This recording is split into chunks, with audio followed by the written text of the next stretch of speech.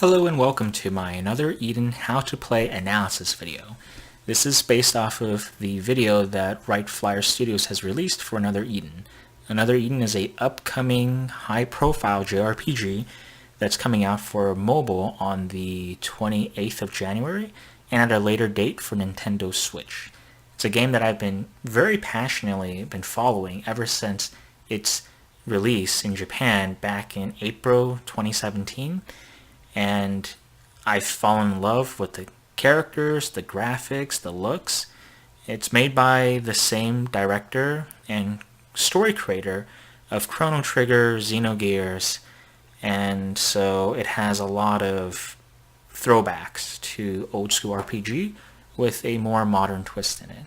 Without further ado, before we begin into the video, if you guys are interested in this game, I've created the Discord server for the community group for Global, and I will provide an invite link to it down in the description below. So please feel free to join the Discord, feel free to ask questions or comments about the game, and the community is more than happy to help any newcomer out with this game. Alright, now let's just begin.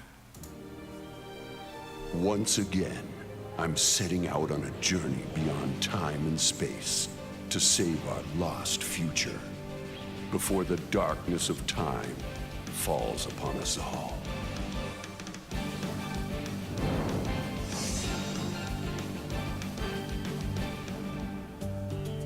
One point that makes Another Eden so great is how smoothly players change locations.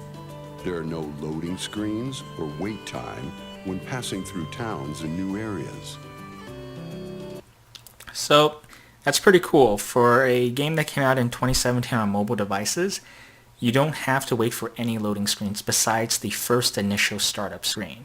Not too many mobile games do that. The only one that I can think of recent memory is actually Epic 7. Play through the story and travel through antiquity, present, and future. And so here comes the theme of time travel again. We have the past, present, and future. The past, they call it in this game antiquity. So there it is, denoted by the pictures here from past, present, and future. Following its predecessors, Another Eden plays just like a classic RPG game. Each character has their own valor chant that can give your party an advantage in battle. So that's something that I want to take a note here. The combat is just like any old school RPG, turn-based. With the Valor Chant system, which is originally known as Variable Chant in the Japanese community, which is probably changed to Valor due to translational easiness. Anytime a character comes in from the back line, which is denoted by the two grayed out character icons near the bottom right, they will activate their Valor Chant.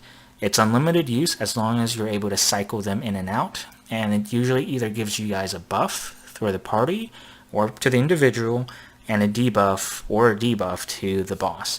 And certain characters have very strong Valor Chants. That way, it's the reason why they have a higher rating than other units due to their Valor Chants.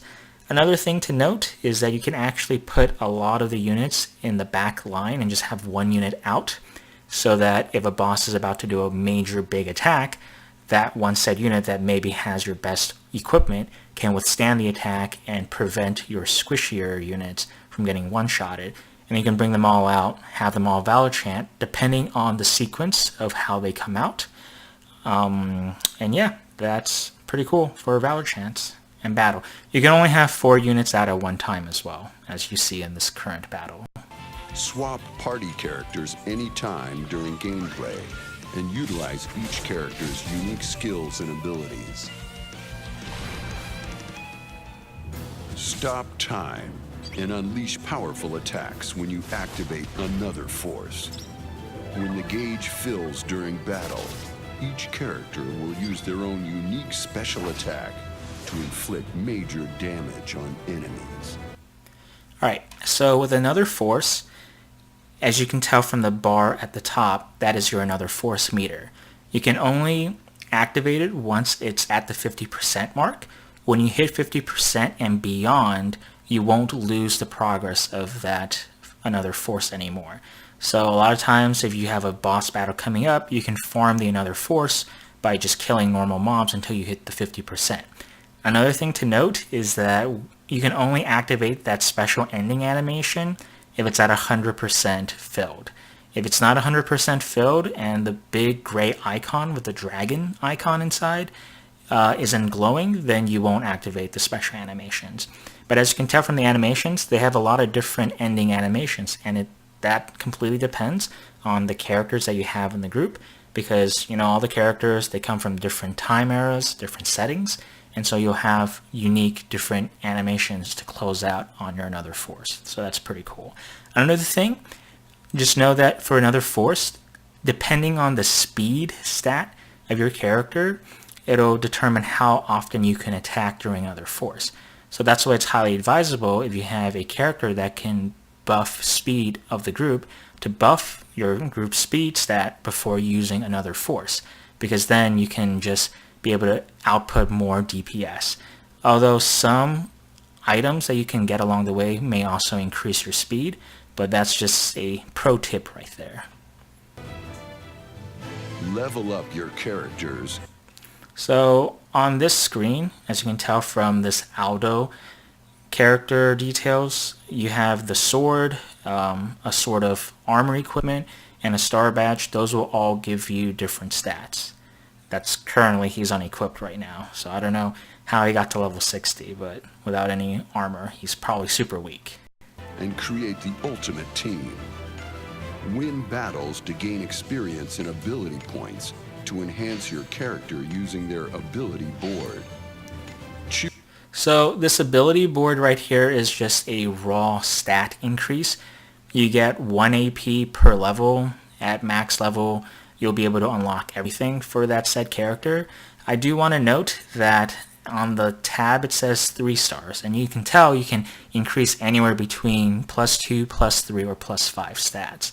When you get to 5-star units, the reason why 5-star units are so good is because, and let me show you in this image right here, this is a 5-star unit image ability board on the 5-star tab, and you can tell here that all the stats that you increase at the 5-star tab is +8, +10, or +20, and you unlock certain bonus passives or resistance, and not to mention a new ability that is much stronger on the character themselves. So that's why 5 stars generally are rated the highest in the game. However, don't let that deter you, because the story, you can beat it all with the free-to-play story units. Although, if you want to tackle the harder endgame secret bosses, you might need either a team specialized against that particular type of boss, or just have 5 stars to make it a little bit easier. But I have seen people beat super hard bosses with just 3-star units, so it can definitely be done as long as you know the system very well. Choose which stats to strengthen and master special skills. Finally, the game itself has as much playable content as any other console game on the go. Play anytime, anywhere at your own pace. Download Another Eden and experience the adventure in the palm of your hands now. So that is something that's really cool about the game. Anytime they release a new story content, DLC, it's permanent content. There's no time limited event. The only thing that's time limited is just a gacha, which is sort of like the lottery where you pull certain units. But aside from that, all DLC, all new updates, no time frame for you to be able to rush through them. So you can go at your pace. If you want to rush through them, that's fine. You can do that. Or you can just come back, a week, a month later, and, still keep on playing.